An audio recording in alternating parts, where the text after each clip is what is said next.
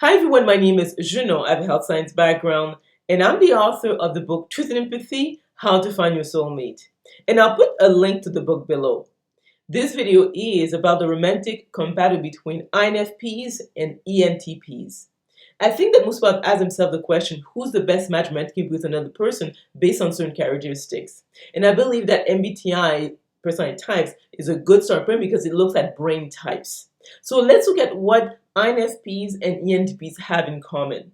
Obviously, they're both intuitives, which means that they have, in their case, slow alpha brainwave dominance. So it's around 9 to 10 cycles per second, and that will be reflected in their resting breathing will be again around 9 to 10 breaths per minute.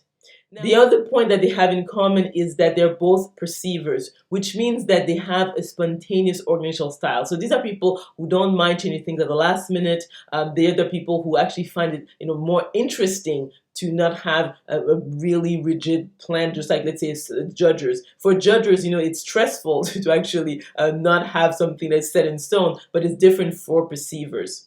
And in the case of, let's say, if you look at the INFP and the ENTP, is that if you look at their function stack, they have extroverted intuition as their first or second function stack, which means that these are people, when it comes to intuition, it is about idea generation because it's an extroverted intuition type of function compared to the, let's say, introvert intuition. This has to do with getting to the answer. So these are people who like to play with ideas in on the abstract world. The other aspect is that when we look at the INFP with the ENTP is that although the INFP is officially an introvert and the ENTP is officially an extrovert, they will both function more like introverts. The reason being is that the ENTP, being an intuitive, has one of the best energies compared to sensors. So really, if a person needs to be on their own to recharge, it has to do with if their energy is the same, higher or lower than people around them. And if a person is an intuitive, they will need time on their own to recharge because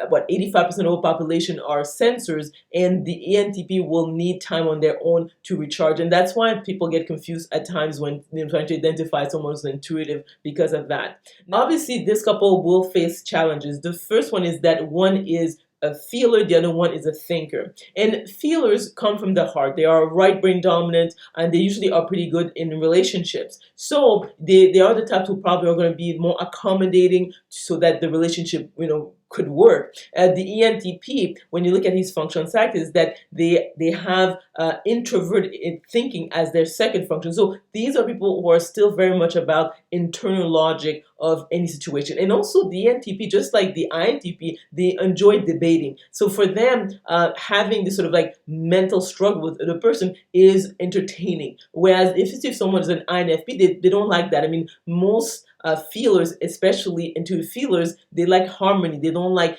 constant, tension that is going between people. The challenge is that the ENTP will probably want to debate the INFP, but the INFP will probably retreat. So that might be an issue. The other hurdle is that the ENTP, being an intuitive thinker, the theme of their life is knowledge and power. And specifically when it comes to the ENTP is that they believe in the scientific method. So science is their God. And the INFP, being an intuitive feeler, and the theme of life is meaning and spirituality, it actually goes, against, their fundamental, beliefs. So they won't be able to see eye to eye. The ENTP will probably say to the INFP, okay, what is the evidence that prove that even God exists? And the INFP can't, produce that. So that will be an area where they won't be able to discuss anything that has to do with the spiritual aspect of life.